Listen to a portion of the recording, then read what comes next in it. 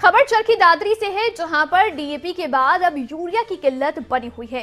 बाजड़ा कस्बे में यूरिया के लिए किसानों की लंबी लंबी कतारें लगी रहती हैं, जिसके चलते बाजड़ा थाने में किसानों को यूरिया के लिए किसानों को टोकन बांटे गए, तो वहीं भिवानी से भी यूरिया को लेकर किसान परेशान नजर आए।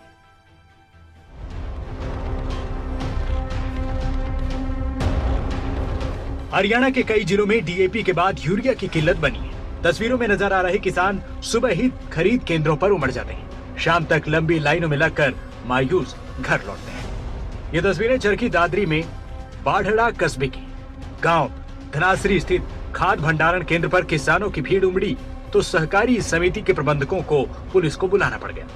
बाद में बाढ़ड़ा थाने में किसानों को यूरिया के लिए टोकन बांटे गए। किसानों ने कृषि विभाग के अधिकारियों पर खाद के सही तरीके और पर्याप्त खाद उपलब्ध नहीं कराने के आरोप लगाए।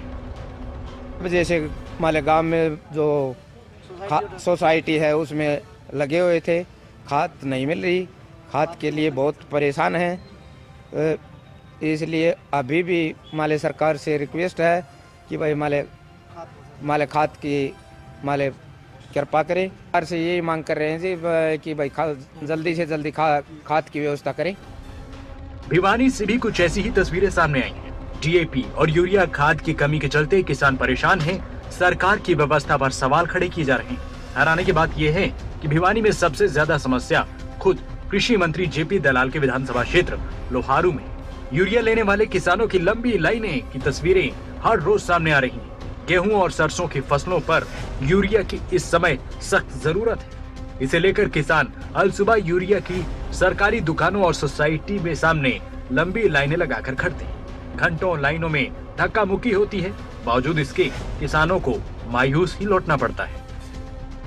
सुबह 4 बजे से किसान लाइनों में लग जाता है।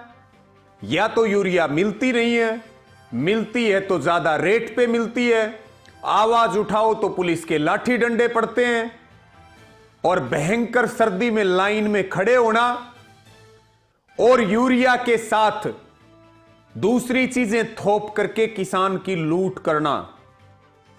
हरियाणा के कृषि मंत्री जेपी दलाल विधानसभा के अंदर बोलते हैं कि हमारे पास जरूरत से ज्यादा यूरिया है।